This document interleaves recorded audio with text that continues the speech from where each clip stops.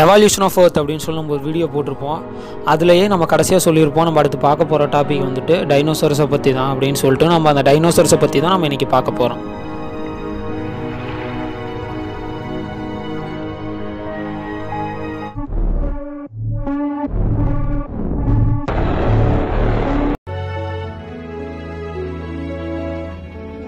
டைனோசர்லாம் 230 million year இந்த உலகத்தை ஆண்டிருக்குது.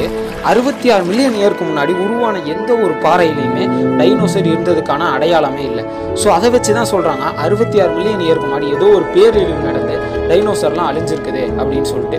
Dinosaur மட்டும் அந்த டைமில் அழியல, அந்த டைமில் அதே மாதிரி நிறையா உயிரினங்களும் அழிஞ்சிருக்குது. எக்ஸாம்பிளுக்கு மோசஸ், இச்சிட்டாசாசஸ், பெலாசியஸ், பிட்டாசியஸ் அப்படின்னு சொல்லிட்டு நிறையா உயிரினங்கள் அந்த டைமில் அழிஞ்சிருக்குது. நார்மலாகவே டைனோசர் அழியருக்கு 2 சான்சஸ் தான் இருக்குது அப்படின்னு சொல்கிறாங்க.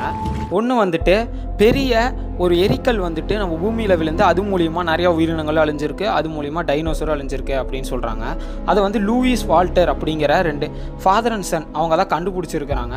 அதுக்கான ப்ரூஃப் வந்துட்டு கிரட்டியாசிஸ் பேலோஜின் அப்படிங்கிற இடத்துல இருந்திருக்குது. அது எப்படின்னா நார்மலாகவே நம்ம பூமியில் இருக்கிற பாறைகளில் எதுலேயுமே மெட்டால் ரேடியம் அப்படிங்கிறது கம்மியாக தான் இருக்கும், ஆனால் விண்கற்களில் அது அதிகமாக இருக்கும்.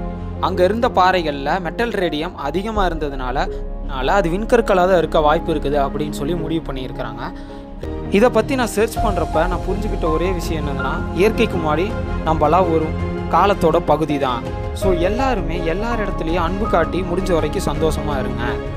நம்ம எவால்யூஷன் ஆஃப் எர்த்தை பற்றி வீடியோ போட்டிருப்போம், அதை பார்க்காதவங்க டிஸ்கிரிப்ஷனில் லிங்க் இருக்குது, போய் பாருங்கள். அதே மாதிரி ஹியூமன் பாடிஸை பற்றி நிறையா ஃபேக்ட்ஸ் இதை பற்றியும் நம்ம சேனலில் போட்டிருப்போம், அதையும் போய் பாருங்கள் மறக்காமல். Finally stay home, stay safe and stay tune.